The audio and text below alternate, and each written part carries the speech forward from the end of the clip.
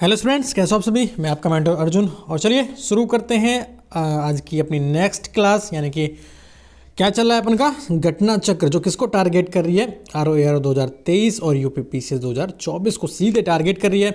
Indian polity हम इसमें MCQ cover कर रहे हैं, यानी कि पिछले जो 20-25 वर्षों के घटना चक्र में क्वेश्चंस दिए होते हैं इंडियन पॉलिटी के, वो हम कवर कर रहे हैं चैप्टर वाइज। सबसे अच्छी खास बात यह है कि जो घटना चक्र कर रहा है, समझ लेना कि वो रामबाण को कर रहा है और GS उसके हाथ में। तो इसी मकसद से हम घटना चक्र लेकर आए, जिसमें 6:30 बजे सुबह महेश सर आपको करा रहे हैं इंडियन हिस्ट्री के बारे में, और अपन यानी कि शाम को 7 बजे क्या कर रहे हैं हम लोग कर रहे हैं पॉलिटी। तो इनको भी देखिएगा, और इनकी क्लास चलती है सुबह 6:30 बजे महेश सर की इंडियन हिस्ट्री की। ठीक है, तो चलिए शुरू करते हैं। कितने चैप्टर हम कंप्लीट कर चुके हैं, तो इसमें हम चैप्टर कंप्लीट कर चुके हैं 9, और आज हमारा चैप्टर नंबर 10। कौन सा? राष्ट्रीय प्रतीक। तो फटाफट चलते हैं कौन से राष्ट्रीय प्रतीक चैप्टर पर। चलिए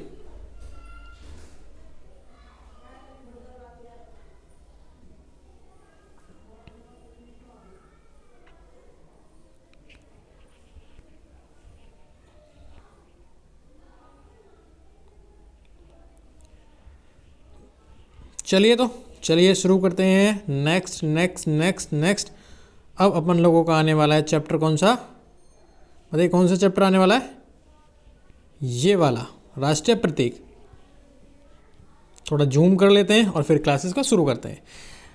तो क्या है, राष्ट्रीय प्रतीक को हम कवर करेंगे। इसमें हम क्या क्या देखेंगे, जैसे कि भारतीय झंडा संहिता में उल्लेख, राष्ट्रीय झंडे के रंगों और उसके मध्य में चक्र के महत्व का क्या महत्व है, और इसका जो वर्णन क्या है वो किसने किया है। तो इसके बारे में हम देखेंगे कि कौन सा रंग है, भगवा रंग है, केसरिया है, वो किसका प्रतीक है, या फिर सफ़ेद रंग किसका प्रतीक है, हरा रंग किसका प्रतीक है। इसके बारे में हम सब कुछ देखने वाले हैं। आगे इसमें अशोक चक्र है, वो किस लिए है। ये सब जो शॉर्ट नोट्स है ना, ये सारे नोट्स आपके क्वेश्चन से कंप्लीट हो जाएंगे। क्वेश्चन में सब कुछ दे रखा है, इसलिए मैं आपको शॉर्ट नोट्स नहीं कवर कराता। वो शॉर्ट नोट्स वहीं होते हैं क्वेश्चंस के नीचे जो बॉक्स होता है, इसलिए आप थोड़ा सा भी घबराइएगा मत। जैसे कि तिरंगा 3 रंगों का क्यों बना है, कितना अनुपात है इसका, केसर रंग है, श्वेत रंग है, हरी पट्टी क्या दर्शाती है, 24 तीलियाँ क्या दर्शाती हैं, नीला चक्र क्या दर्शाता है, इसके बारे में, और किपिंग लेवेकिया ने क्या कहा है इसके बारे में जानेंगे। कब इसको अपनाया गया, 22 जुलाई 1947 को राष्ट्रीय ध्वज का वर्तमान स्वरूप स्वीकृत किया गया। तो इस तरह के छोटे छोटे कुछ क्वेश्चंस हैं, इनको देखेंगे। किसने क्या कहा ये भी देखेंगे, जैसे कि वंदे मातरम और रविंद्रनाथ टैगोर, गीतांजलि से लिया गया, आनंद मठ से लिया गया कुछ इसमें। इस तरीके से हम देखने वाले हैं। राष्ट्रीय कैलेंडर के बारे में जानेंगे, ग्रेगोरियन कैलेंडर के बारे में जानेंगे, कितने वर्ष लीप वर्ष होते हैं ये जानेंगे। सब कुछ जानने वाले हैं हम प्रतीक में, जैसे कि राष्ट्रीय जलीय जीव क्या है, और हमारा राष्ट्रीय एनिमल क्या है, राष्ट्रीय पक्षी क्या है। सब कुछ यहाँ से क्वेश्चन बनते ही बनते हैं। जैसे कि राष्ट्रीय पक्षी हो गया, उसके बाद बाघ हमारा राष्ट्रीय पशु, इसके बारे में देखेंगे। उसके बाद गंगा नदी को राष्ट्रीय नदी, स्वाधीनता दिवस कब मनाया जाता है, गणतंत्र दिवस, गांधी जयंती, राष्ट्रीय दिवस, कमल क्या है हमारा राष्ट्रीय पुष्प है, इसके बारे में देखेंगे कैसे कैसे दिया गया है। तो चलिए सबसे पहले क्वेश्चन से शुरू करते हैं फटाफट। 30 मिनट शो में चलते हैं। 90 डे हार्ड चैलेंज। देखिए पहला क्वेश्चन, किस वर्ष में जन गण मन को भारत के राष्ट्रगान के रूप में अपनाया गया था? बड़ा इंपॉर्टेंट क्वेश्चन है, वेरी वेरी इंपॉर्टेंट, और मेरे साथ जरूर करना बच्चों। क्या है, किस वर्ष में जन गण मन को भारत के राष्ट्रगान के रूप में अपनाया गया था? तो कब अपनाया गया था? 1950 में। कब? 1950 में। अब देख लेते हैं। संविधान सभा ने 24 जनवरी 1950, तो ये डेट पूरी याद रखनी है। कभी कभी आपसे 26 जनवरी दे देगा, 26 जनवरी 1950, जबकि ऐसा नहीं है। हमको याद रखना 24 जनवरी। क्या याद रखना? 24 जनवरी 1950 को जन गण मन को राष्ट्रीय गान के रूप में अपनाया गया था। संपूर्ण राष्ट्रगान को गाने का समय कितना है? 52 सेकंड है। कितना है बच्चों? 52 सेकंड। नेक्स्ट चलिए फटाफट। संपूर्ण राष्ट्रगान का वादन कितना है बताइए? संपूर्ण राष्ट्रगान का वादन काल कितना है? तो हम देख चुके हैं 52 सेकंड। कितना है बच्चों? 52 सेकंड। फटाफट नेक्स्ट। भारत शासन द्वारा राजकीय चिन्ह यानी कि स्टेट एम्बलम कब से अंगीकृत किया गया था? बताइए मुझे, जो हमारा राष्ट्रीय चिन्ह है वो है क्या, और उसे कब अंगीकृत किया गया था? बताइए। 1948 15 अगस्त को, या फिर 1947 2 अक्टूबर को, या फिर 1948 26 जनवरी को, या फिर 1950 26 जनवरी को। सर इसको तो किया गया था इसको किया गया था 26 जनवरी 1950 को। कब किया गया था सर? 26 जनवरी 1950 को। याद रखिएगा, भारत शासन द्वारा राज्य के चिन्ह को 26 जनवरी 1950 को अंगीकृत का मतलब होता है एडॉप्ट करना। यह सारनाथ वाराणसी स्थित अशोक के सिंह स्तंभ से के शीर्ष की अनुकृति है। अशोक के सिंह स्तंभ की शीर्ष की अनुकृति तो है हमारे राज्य के चिन्ह, क्या है, अशोक का सिंह स्तंभ जो है। ठीक है, चलिए नेक्स्ट 4 क्वेश्चन कह रहा है कि भारत की संविधान सभा ने राष्ट्रीय ध्वज को सबसे पहले कब स्वीकार किया। देखो हम इससे पहले क्या कर चुके हैं, इससे पहले हम राष्ट्रीय जनगण मन को देख चुके हैं कि उसको कब स्वीकार किया गया। अब आ गया राष्ट्रीय ध्वज को कब स्वीकार किया, बताइए मुझे।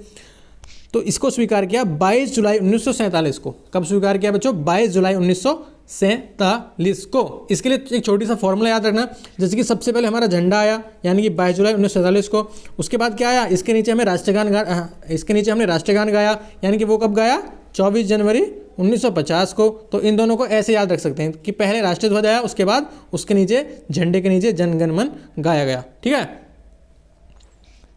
चलिए नेक्स्ट क्या कह रहा है फटाफट।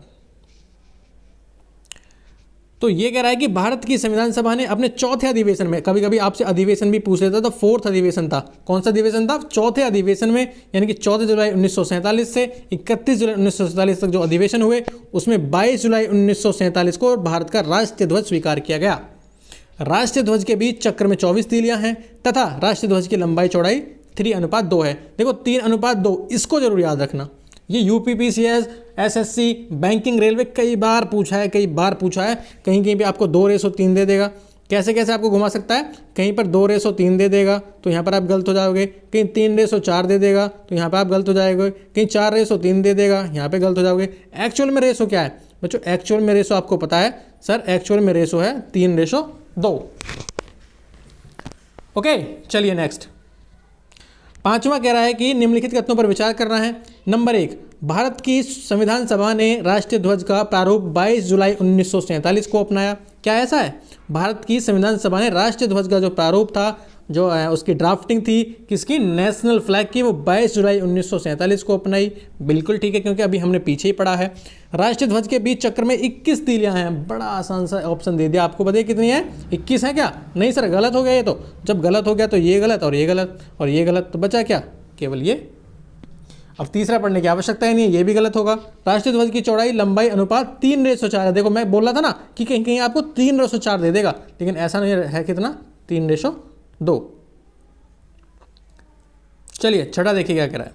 6 कह रहा है कि भारत की संविधान सभा ने निम्नलिखित में से किस तिथि को राष्ट्रीय ध्वज को अपनाया, तो 22 जुलाई 1947 को। चलिए नेक्स्ट, फिर वही क्वेश्चन, राष्ट्रीय ध्वज को प्रारूप को किस दिन स्वीकार किया गया, राष्ट्रीय ध्वज के प्रारूप को किस दिन एडॉप्ट किया गया, वही क्वेश्चन वही आंसर, 22 जुलाई 1947। 22 जुलाई 1947 कब है बच्चों, 22 जुलाई 1947। ठीक है, चलिए आगे क्या कह रहा है, आगे कह रहा है कि भारत का राष्ट्रीय पशु है, भारत का राष्ट्रीय पशु है, क्या है बताइए मुझे। तो भारत का राष्ट्रीय पशु क्या है, बाघ है, ये सब जानते हैं, क्या है बच्चों, बाघ है। ठीक है, चलिए नेक्स्ट। तो ये कह रहा है कि भारत का राष्ट्रीय पशु बाघ यानी कि पैंथेरा टिग्रिस है, इसको ध्यान रखिएगा। ठीक है, देश में बाघों की घटती संख्या को देखते हुए अप्रैल 1973 में, देखो एडिशनल जानकारी भी दे रखी है हल्की फुल्की, कि कौन सी, टाइगर प्रोजेक्ट कब शुरू किया गया, 1973 में। चलिए आगे, भारत का राष्ट्रीय पुष्प यानी कि नेशनल फ्लावर क्या है, कमल है। क्या है बच्चों, कमल है। ठीक है, आसान से क्वेश्चन लेकिन कई बार पूछे गए हैं, आसान से क्वेश्चन है लेकिन कई बार पूछे गए हैं। भारत का राष्ट्रीय पुष्प कमल है, जो भारतीय संस्कृति का प्रतीक है। इसका वैज्ञानिक नाम नेलम्बो न्यूसीफेरा है, नेलम्बो न्यूसीफेरा है, नेलम्बो न्यूसीफेरा है। मेरे साथ बोलिए, नेलम्बो न्यूसीफेरा। ओके, चलिए नेक्स्ट क्या कह रहा है, भारत का राष्ट्रीय पक्षी क्या है। सर भारत का राष्ट्रीय पक्षी बताइए, तो राष्ट्रीय पक्षी क्या है, मोर। क्या है बच्चों, मोर। देखिए भारत का राष्ट्रीय पक्षी मोर है, वैज्ञानिक नाम है पावो क्रिस्टेटस, पावो क्रिस्टेटस। ज्ञात है कि भारत का राष्ट्रीय वृक्ष बरगद है, राष्ट्रीय पुष्प कमल है, राष्ट्रीय फल आम है, राष्ट्रीय वाक्य सत्यमेव जयते है, जो सारनाथ वाराणसी स्थित अशोक स्तंभ से लिया गया है। एक बार फिर मेरे साथ रिपीट करना है, कैसे, दूसरे पेन से रिपीट करते हैं। चलिए इसको कैसे, भारत का राष्ट्रीय पक्षी मोर है, राष्ट्रीय वृक्ष बरगद है, राष्ट्रीय पुष्प कमल है, राष्ट्रीय फल आम है, राष्ट्रीय वाक्य क्या है, वाक्य सत्यमेव जयते है, जो कहाँ से लिया गया है, सारनाथ जो वाराणसी में है स्थित अशोक स्तंभ से लिया गया है। चलिए नेक्स्ट कह रहा है कि भारतीय राष्ट्रीय ध्वज में चक्र किसका प्रतीक है। जो चक्र दिया गया है राष्ट्रीय ध्वज में, नेशनल फ्लैग में बच्चों, वो किसका प्रतीक है, वो किसको इंडिकेट करता है? स्वतंत्रता का है, न्याय का है, भाईचारे का या समानता का है? तो ये है जस्टिस का, किसका? न्याय का। 24 घंटे न्याय। भारतीय राष्ट्रीय ध्वज में सफ़ेद पट्टी के बीच में नीले रंग का चक्र है। रंग भी पूछ लेगा आपसे, कौन सा है? ब्लू। बच्चों कौन सा है? ब्लू। जिसका प्रारूप सारनाथ में अशोक के सिंह स्तंभ पर बने चक्र से लिया गया है। इसमें 24 तीलियां हैं, या फिर आरे बोलते हैं तीलियों को। वह न्याय का प्रतीक है, किसका? जस्टिस का। नेक्स्ट देखिए 12वां, ये कह रहा है कि भारत के राष्ट्रीय ध्वज में आरो की कुल संख्या क्या है? आरो का एग्जाम दे रहे, आरो है ये आरो। अब हम क्या दे रहे हैं? आरो का एग्जाम। तो कितनी तीलियां हैं? 24 तीलियां हैं। कितनी हैं? 24 हैं। चलिए, राष्ट्रीय पंचांग के संबंध में कौन से कथन सही हैं? पंचांग के बारे में पूछा है। भारतीय राष्ट्रीय पंचांग विक्रम संवत पर आधारित है। क्या ऐसा है कि भारतीय राष्ट्रीय जो पंचांग है, कैलेंडर है, वो विक्रम संवत पर आधारित है? राष्ट्रीय पंचांग को 26 जनवरी 1950 को अपनाया गया था। बताइए मुझे, ना तो ये ठीक है ना ये ठीक है। अब कैसे? इसका आंसर है डी, ना तो एक ना तो दो। आंसर कैसे ठीक है? देखिए, ग्रेगोरियन कैलेंडर के साथ साथ देश भर के लिए शक संवत पर आधारित राष्ट्रीय पंचांग, तो कौन से संवत पर है बच्चों? शक संवत पर, ना कि विक्रम संवत पर। विक्रम नहीं है इसमें। कौन सा संवत है? शक संवत पर आधारित राष्ट्रीय पंचांग, जिसका पहला महीना चैत्र है। ओके, अटेंशन देना है। क्या अटेंशन देना है? पहला महीना क्या है? चैत्र। और सामान्य वर्ष 365 दिन का होता है। 22 मार्च 1957 को अपनाया गया था। कब अपनाया गया था? 22 मार्च 1957 को। Okay, understand? Clear? Yes sir, clear. Chaitra का पहला दिन सामान्यतः 22 मार्च को और अधिवर्ष 21 मार्च को पड़ता है। 22 मार्च को पहला दिन होता है और लास्ट डे होता है 21 मार्च को, अकॉर्डिंग टू राष्ट्रीय पंचांग। अकॉर्डिंग टू राष्ट्रीय पंचांग, याद रखिएगा। तो तभी तो 22 मार्च को नया क्या मनाते हैं हम? नया वर्ष मनाते हैं। और अधिवर्ष जो लास्ट डे होता है वो 21 मार्च को। ठीक है,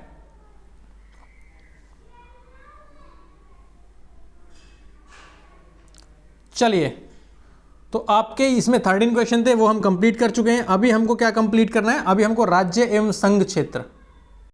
चलिए, नया चैप्टर शुरू करते हैं, राज्य एवं संघ क्षेत्र। क्या शुरू करने वाले हैं अपन? राज्य एवं संघ क्षेत्र। राज्य एवं संघ क्षेत्र। तो इसमें पहले इसके हल्के फुल्के नोट्स देख लेते हैं आज, और फिर हम कल इसके क्वेश्चंस लगा ले जाएंगे। ठीक है, आज हम क्या करते हैं? इसके नोट्स देख लेते हैं। ठीक है, तो भारतीय स्वतंत्रता अधिनियम 1947 के द्वारा 2 स्वतंत्र एवं पृथक प्रभुत्व वाले देश भारत और पाकिस्तान का निर्माण हुआ। भारत और पाकिस्तान का निर्माण कैसे हुआ? भारतीय स्वतंत्रता अधिनियम 1947 के तहत 2 देश बने, भारत और पाकिस्तान। और देसी रियासतें भी थी कुछ भारत में, थी या नहीं थी? राजा थे, रजवाड़े थे, उनका भी तो कुछ करना था भाई। भारत और पाकिस्तान बना दिए, अब उनके पास भी तो विकल्प होना चाहिए। तो उनके पास 3 विकल्प थे, या तो भारत में शामिल हो, या पाकिस्तान में, या फिर स्वतंत्र रहें। अब हुआ क्या कि भारतीय सीमा के अंदर 552 रियासतें थीं। अब इन 552 को या तो भारत में रहना था, या फिर पाकिस्तान में जाना था, या फिर स्वतंत्र रहना था। इनके पास 3 विकल्प थे, जिनमें से क्या हुआ? 549 तो भारत में शामिल होगी। 549 तो भारत में शामिल होगी। बची कितनी? 3 बची। इनका क्या हुआ? अब बची हैदराबाद, जूनागढ़ और कश्मीर। अब इनको भी तो भारत में शामिल करना था, और इन्होंने भारत में शामिल होने से मना कर दिया। अब हुआ क्या? आगे हुआ क्या बच्चों? कहानी कैसे चलती है? कहानी कहती है कि उसके बाद हैदराबाद को तो पुलिस कार्रवाई के द्वारा, यानी कि पुलिस ने कार्रवाई की अच्छी खासी, तगड़ा वगड़ा लठवट बजाया, या फिर कैसे भी करके हैदराबाद को मिला लिया। उसके बाद जूनागढ़ को जनमत संग्रह करवाया, यानी कि जूनागढ़ के लोगों को इकट्ठा किया और वोटिंग कराई कि आप कहाँ जाना चाहते हो। तो उन्होंने बोला कि हम भारत में जाएंगे। ये यहाँ से मिला लिया। उसके बाद कश्मीर में क्या हुआ? राजा के साथ विलय पत्र पर हस्ताक्षर हुए, और हस्ताक्षर के साथ कश्मीर को भी मिला लिया गया। ठीक है, याद रखोगे? जी सर। और भारतीय संघ में शामिल कर लिया गया। अब आगे क्या होता है? जो भारतीय संघ है उसको 4 वर्गों में बांटा गया है। 4 वर्गों में क्या है?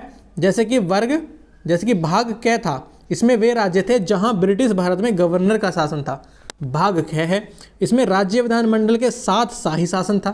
भाग ग में ब्रिटिश भारत के मुख्य आयुक्त का शासन था, और भाग घ में अकेले अंडमान निकोबार द्वीप समूह को रखा गया था। तो 4 भाग थे, भाग क, ख, ग और घ। अलग अलग में अलग अलग लोग थे, अलग अलग रियासत थी, अलग अलग भूगोल थी, पहचान थी, सब कुछ था। ठीक है, अब संविधान का अनुच्छेद 1 क्या कहता है? जब संविधान बनकर तैयार हो गया, भारत पाकिस्तान का निर्माण हो गया, अब संविधान चलता है। क्या कहता है? कि भारत अर्थात इंडिया राज्यों का संघ होगा। इसने ये नहीं बोला कि भारत संघ होगा, इसने बोला कि राज्यों का संघ होगा भारत। अनुच्छेद 2 क्या कहता है कि भारतीय संघ में नए राज्यों के प्रवेश या स्थापना की संसद की शक्ति के बारे में बताता है। अनुच्छेद 2 बताता है भारतीय संघ में नए राज्य आए, अगर भारतीय संघ में नए राज्यों को मिलाते हैं या प्रवेश करते हैं या फिर उनकी स्थापना करते हैं तो अनुच्छेद 2 के तहत होगा। अनुच्छेद 3 क्या कहता है, नए राज्यों का निर्माण और वर्तमान राज्यों के क्षेत्र, सीमाओं, नियमों, नामों में परिवर्तन, इसी को ही बोला गया अनुच्छेद 3 में। ठीक है, उसके बाद संसद साधारण बहुमत से नए राज्यों का निर्माण कर सकती है। संसद क्या कर सकती है, मान ले एक और राज्य बनाना हो तो साधारण बहुमत से वो एक नया राज्य बना सकती है एक कानून के द्वारा। ओके, याद रहेगा जी सर। इसमें राज्यों की अनुमति नहीं चाहिए उसे। अब ये नहीं है कि राज्यों की अनुमति भी लेनी पड़ेगी, बिल्कुल नहीं, राज्यों की अनुमति नहीं चाहिए, संसद अकेले ही एक नए राज्य का निर्माण कर सकती है। इस हेतु संविधान संशोधन को अनुच्छेद 368 के तहत संशोधन नहीं माना जाएगा और न ही संविधान संशोधन की आवश्यकता है। राज्यों की सहमति नहीं चाहिए, संविधान संशोधन नहीं करना पड़ेगा, संसद चाहे तो ऐसे ही एक नया राज्य बना सकती है। वर्तमान में क्या है, 28 राज्य हैं और 8 केंद्र शासित क्षेत्र हैं, ये आप भी जानते हैं। ठीक है, आगे चलते हैं। जून 1948 में क्या होता है कि भारत सरकार ने एस के धर की अध्यक्षता में एक भाषाई प्रांत बनाया। जब भारत में ये सब हो रहा था कि भाषा, जो भारत में राज्य होंगे वो भाषा के आधार पर होंगे, संस्कृति के आधार पर होंगे, तो इसको भी तो टैकल करना था, इसको भी तो हल करना था। हुआ क्या, जून 1948 में भारत सरकार ने सोचा कि एक अध्यक्षता में एक आयोग बनाते हैं जो इस प्रॉब्लम को हल करेगा, टैकल करेगा, हमको कुछ सॉल्यूशन देगा। तो एस के धर की अध्यक्षता में एक भाषाई प्रांत आयोग की नियुक्ति की। इस आयोग ने अपनी रिपोर्ट दी 1948 में दिसंबर में जाके, जून में बना, दिसंबर में रिपोर्ट दी। आयोग ने राज्यों को पुनर्गठन भाषाई आधार की बजाय, आयोग ने कहा कि हमको भाषा के आधार पर नहीं करना चाहिए। अगर हम भाषा के आधार पर करेंगे तो भारत बहुत ज़्यादा बढ़ जाएगा, क्योंकि भारत में अनेकों भाषाएं हैं। उसने कहा कि प्रशासनिक सुविधा के अनुसार करना चाहिए। प्रशासनिक सुविधा यानी कि जहां प्रशासन अच्छे से चल सके, वहाँ की भूगोल भी अच्छी हो, भूगोल के अनुसार प्रशासन हो, इस तरीके से उसने प्रशासनिक सुविधा के अनुसार अपनी अनुशंसा की सिफारिश थी। अब क्या होता है, अब भाई भाषाई वाले तो मानने वाले नहीं हैं, अच्छी खासी मतलब आवाज़ें उठी। हुआ क्या, दिसंबर 1948 में कांग्रेस द्वारा एस के धर कमीशन की अनुशंसाओं का अध्ययन करने के लिए जेवीपी समिति बनाई गई। जेवीपी यानी कि J for Jawaharlal Nehru, V for Vallabh Bhai Patel और पी फॉर पट्टाभी सीतारामैया। हुआ क्या, इन्होंने क्या कहा, अप्रैल 1949 में अपनी रिपोर्ट दी और इन्होंने औपचारिक रूप से अस्वीकार कर दिया। इन्होंने भी अस्वीकार कर दिया कि राज्यों के पुनर्गठन का आधार भाषा होनी चाहिए। इन्होंने बोल दिया कि राज्यों के पुनर्गठन का आधार भाषा नहीं होनी चाहिए, इन्होंने ये कह दिया, यानी कि भाषा वाले को अस्वीकार कर दिया। अब आगे भी क्या होता है सर, आगे होता है हालांकि जो पोट्टी श्रीरामुलु थे, एक इंसिडेंट होता है उसी टाइम पे। क्या इंसिडेंट होता है, एक व्यक्ति थे पोट्टी श्रीरामुलु, 56 दिनों की भूख हड़ताल के बाद इनकी मृत्यु हो जाती है। ये क्यों बैठे थे, ये आंध्र प्रदेश को एक राज्य बनाने के लिए बैठे थे कि आंध्र प्रदेश का गठन भाषाई आधार पर हो, और इन्होंने 56 दिनों की भूख हड़ताल की और भूख हड़ताल में इनकी डेथ हो गई। हुआ क्या, वहीं से बाजी टर्न होती है, पलट जाती है। अक्टूबर 1953 में भारत सरकार को भाषा के आधार पर आंध्र प्रदेश राज्य का गठन करना पड़ा। अंडरस्टैंड, आंध्र प्रदेश भाषा के आधार पर गठित होने वाला देश का पहला, कौन सा, देश का पहला राज्य है। स्वतंत्रता के पश्चात फजल अली की अध्यक्षता में एक और आयोग बना, राज्य पुनर्गठन आयोग। अब इसने क्या अनुशंसा दी, 1953 में, वर्ष 1953 में इस आयोग के 2 अन्य सदस्य भी थे, के.एम. पणिकर और एच.एन. कुंजरू। याद रखना, के.एम. पणिकर और एच.एन. कुंजरू। इस आयोग की कुछ अनुशंसाओं को राज्य पुनर्गठन अधिनियम 1956 में लागू किया। जो फजल अली वाला बना था ना, इसने अनुशंसा दे दी कि हाँ राज्यों के आधार पर कर दी जाए। भाई डर भी था ना, मान लिया डेथ हो गई उस किसकी, श्रीरामुलु पोट्टी की, किसकी, श्रीरामुलु पोट्टी की डेथ हो गई। ये नहीं चाहते थे कि भारत एक बार फिर बिखरे, तो इन्होंने प्रशासनिक सुविधा यानी कि अच्छी खासी एक माहौल बना रहे, दंगे वंगे ना हो, हड़तालें ना हो, तो इसका भाषा को एक आधार मान लिया और इसी के आधार पर इन्होंने राज्य पुनर्गठन अधिनियम बनाया। क्या बनाया बच्चों, राज्य पुनर्गठन अधिनियम। अब कब कब इनका गठन हुआ, ये एक बार में तुरंत देख लेते हैं। आंध्र प्रदेश, सबसे पहले आंध्र प्रदेश बना 1 अक्टूबर 1953 को, उसके बाद गुजरात बना 1 मई 1960 को, फिर नागालैंड बना 1 दिसंबर 1963 को, फिर हरियाणा 1 नवंबर 1966 को, फिर हिमाचल 25 जनवरी 1971 को, मेघालय 21 जनवरी 1972 को, मणिपुर 21 जनवरी 1972 को। तो इन तीनों को तो याद रखिएगा, मेघालय, मणिपुर और त्रिपुरा ये एक ही दिन बने थे, ठीक है। उसके बाद सिक्किम 16 मई 1975 को, मिजोरम 20 फरवरी 1987 को, अरुणाचल 20 फरवरी 1987 को, इन दोनों को याद रखिएगा, मिजोरम और अरुणाचल प्रदेश को 20 फरवरी 1987 को। उसके बाद गोवा 30 मई 1987 को, छत्तीसगढ़ 1 नवंबर 2000 को, उत्तराखंड 9 नवंबर 2000 को, झारखंड 15 नवंबर 2000 को। तो इनकी डेट याद रखने की आवश्यकता नहीं है, बस आप 2000 याद रखना, छत्तीसगढ़, उत्तराखंड और झारखंड को, ठीक है। ओके, अंडरस्टैंड जी सर। तेलंगाना 2 जून 2014 को, कब बच्चों? 2 जून 2014 को तेलंगाना बना, ठीक है। हमारे शॉर्ट नोट्स कंप्लीट, बिल्कुल एक कहानी की तरह। अब क्या करना है? अब कुछ क्वेश्चन लगा लेते हैं, बाकी कल के लिए छोड़ेंगे, ठीक है। देखिए नंबर 1, संविधान में हमारे राष्ट्र का उल्लेख किन किन नामों से किया गया है? बताइए मुझे। हमारा जो राष्ट्र है उसका उल्लेख संविधान में क्या क्या उसमें नाम दिए गए हैं? तो उसमें नाम है भारत तथा इंडिया, बस 2 नाम हैं बच्चों, भारत तथा इंडिया। क्या है? इंडिया। अब कैसे है वो हम देख चुके हैं। भारत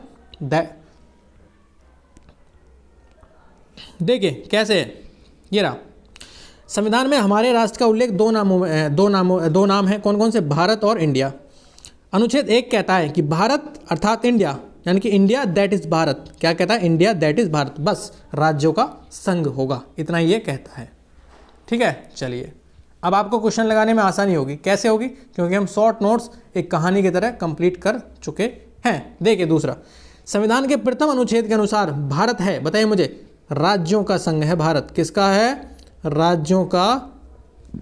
यूनियन माने संघ होता है, संघ, याद रहेगा जी सर। ना तो भारत राज्यों का समूह है, ना फेडरेशन है, ना कन्फेडरेशन है, क्या है? राज्यों का यूनियन। ये पहले ही अनुच्छेद में दिया गया है।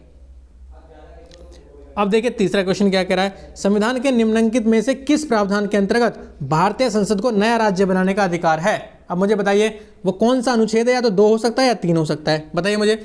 इन दोनों में से ना तो ये है, आपके लिए हिंट है, ना ये है ना ये है, या तो वो अनुच्छेद 3 है या अनुच्छेद 2 है। ये कह रहा है नया राज्य बनाने का अधिकार किसको? संसद को। तो ये है अनुच्छेद 3 में। किसमें? अनुच्छेद 3 में, याद रहेगा जी सर। अब 2 और 3 में कंफ्यूजन होगी। कैसे? 3 के तहत नए राज्यों का निर्माण, उनके क्षेत्रों, सीमाओं तथा नामों में परिवर्तन। मान लिया हमको नया राज्य बनाना है, एक किसी राज्य को काट कर, तो नए राज्य का निर्माण करना है, उनके क्षेत्रों में बढ़ाना है, घटाना है, उसकी सीमा को बढ़ाना है, घटाना है, उसके नाम में कुछ चेंज करना है, तो ये आता है अनुच्छेद 3 के अंतर्गत। किसको सकती है? संसद को। अब अनुच्छेद 2 क्या कहता है? इसके तहत भारतीय संघ में नए राज्य, भारतीय संघ में ही नए राज्य हैं, जबकि ये संघ में ही जो राज्य हैं उनमें से निर्माण करना है, जबकि भारतीय संघ में नया राज्य, चाहे बाहर से हो कहीं से, उसमें प्रवेश हो या स्थापना की शक्ति 2 में दी गई है, ठीक है। दोनों को याद रखिएगा। नए राज्य के गठन की शक्ति निहित है कहाँ पर? संसद में। हम पढ़ चुके हैं कई बार। ओके चलिए, आप तुरंत लगा ले जाओगे, आप तो खिलाड़ी हो। भारतीय संविधान के अंतर्गत निम्नलिखित में से किसको राज्यों की सीमाओं को परिवर्तित करने की शक्ति है? बताइए बच्चों, कौन राज्यों की सीमाओं में परिवर्तन कर सकता है अनुच्छेद 3 के अंतर्गत? तो वो कर सकती है संसद। कौन कर सकती है? संसद। अब ना तो इसे राज्यों की सहमति की जरूरत है और ना इसे संशोधन करने की आवश्यकता है, ये सीधे कर सकती है नाम में परिवर्तन, ठीक है। छठा क्या कह रहा है? देखिए, एक राज्य को संघ में सम्मिलित करने अथवा नए राज्यों की स्थापना करने की कार्यपालिका की शक्ति निम्नलिखित में से किसके पास है? फिर वही क्वेश्चन, सर ये तो हमने पढ़ा था, ये तो केंद्र सरकार के पास है। अरे बच्चों गलत गलत, ये तो संसद के पास है। किसके? संसद के पास, ठीक है। किसके पास है? संसद के पास। 7वां देखिए, भारतीय संघ के अंतर्गत किस राज्य को मिलाने का अधिकार किसे है? मान लिया हमको किसी राज्य को भारतीय संघ में मिलाना है, तो ये अधिकार किसको है? ये अधिकार है संसद को। किसको है? संसद को। सर आपने गलत बता दिया। अरे गलत नहीं बताया सर, सही बताया है। किसको है? संसद को है, ठीक है। चलिए 8वां, निम्नलिखित में से कौन सा कथन नए राज्यों के निर्माण के बारे में सही नहीं है? देखो 4 कथन है। अब ये पूछा नए राज्यों का निर्माण करना हो तो कौन सा कथन सही नहीं है? नहीं पूछा इसने। संसद विधि द्वारा एक नए राज्य का निर्माण कर सकती है, बिल्कुल ठीक है। इस प्रकार की विधि में संविधान की पहली अनुसूची और चौथी अनुसूची के संशोधन का प्रावधान होगा। दे दिया ना का, ठीक है। आगे, इस प्रकार की विधि को अनुच्छेद 368 के प्रयोजनों के लिए संविधान का संशोधन समझा जाएगा। गलत, बिल्कुल। मैंने क्या बोला था? क्या बताया था? सर नोट्स में लिखा है कि ये संशोधन नहीं माना जाएगा, ये संशोधन नहीं माना जाएगा। तो गलत कौन सा हो जाता है? डी हो जाता है। ठीक है, चलिए 9वां देखिए क्या कह रहा है। एक नया राज्य बनाने में संवैधानिक संशोधन के लिए कैसा बहुमत चाहिए? अब ये बड़ा क्वेश्चन है, कैसा बहुमत चाहिए? सर हमको तो साधारण बहुमत चाहिए। कैसा? साधारण। ना तो 2/3 ना 3/4 ना 2/3 आधे राज्यों की अनुमति। सीधी सी बात है, संसद क्या करेगी? साधारण बहुमत से एक नया राज्य बना देगी, बात खत्म। ओके, चलिए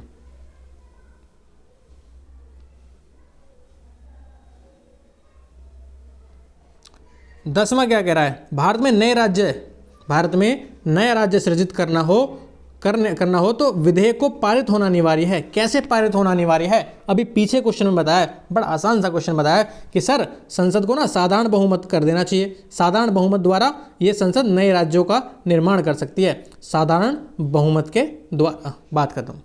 ठीक है, चलिए सर 11वां क्वेश्चन देखिए। कथन ए और कारण, भारत संघ नहीं है। क्या ऐसा है क्या कि भारत संघ नहीं है? क्या ऐसा है क्या? क्या ऐसा दिया गया कहीं कि भारत संघ नहीं है? सर ये तो गलत है, सरासर गलत। हमने तो पढ़ा है ना कि भारत राज्यों का संघ है। संघ है ना? है, बिल्कुल है। तो ये हो जाएगा गलत। तो जहाँ पर ए गलत है वही ठीक हो जाएगा, ये वाला डी वाला। ए गलत है किंतु आर सही है।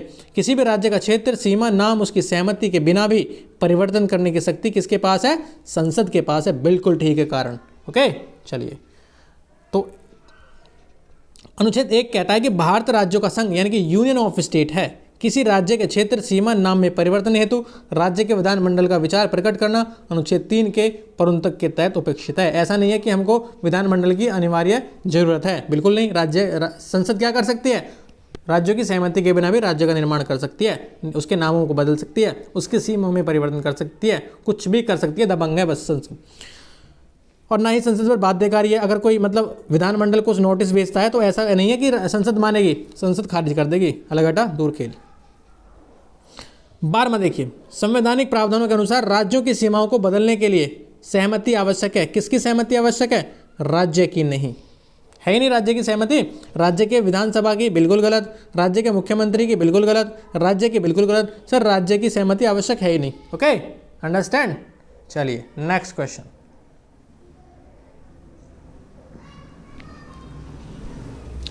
आप समझ रहे हो ना राज्य का निर्माण वगैरह। ये मान लिया आपका एक यूपी है, तो यूपी में अगर हमको इधर से ये काटना है ना, इधर का हिस्सा अगल अलग करना है, तो संसद जरूरी नहीं है संसद इससे पूछेगी यूपी के सीएम से या फिर यूपी की विधानमंडल से, बिल्कुल नहीं। संसद क्या करेगी? अपना एक रूल लाएगी, रेगुलेशन लाएगी और काट देगी और नया राज्य बना देगी, बात खत्म। ऐसा होता है। ये देखिए, निम्नलिखित में से कौन सा एक नए राज्यों के निर्माण के लिए संवैधानिक उपबंध नहीं है? किसी राज्य का क्षेत्र बढ़ाकर, ये तो है, क्षेत्र बढ़ा सकती है। किसी राज्य का क्षेत्र घटा भी सकती है, ये भी है। किसी राज्य के नाम में चेंज कर सकती है, बट ये नहीं है एक राज्य संघ राज्य क्षेत्र शामिल कर लेगा। एक राज्य क्षेत्र शामिल कर लेगा, ऐसा नहीं है संवैधानिक उपबंध में। अनुच्छेद 3 क्या कहता है? 4 चीज कहता है कि राज्य की सीमाओं में परिवर्तन, राज्य के नाम निर्माण में परिवर्तन, उसके नाम में परिवर्तन। केवल अधिकार किसको है? संसद को है। राज्यों को यह अधिकार प्राप्त नहीं है। किसको नहीं है? राज्यों को नहीं है। ठीक है, 14 क्वेश्चन देखिए।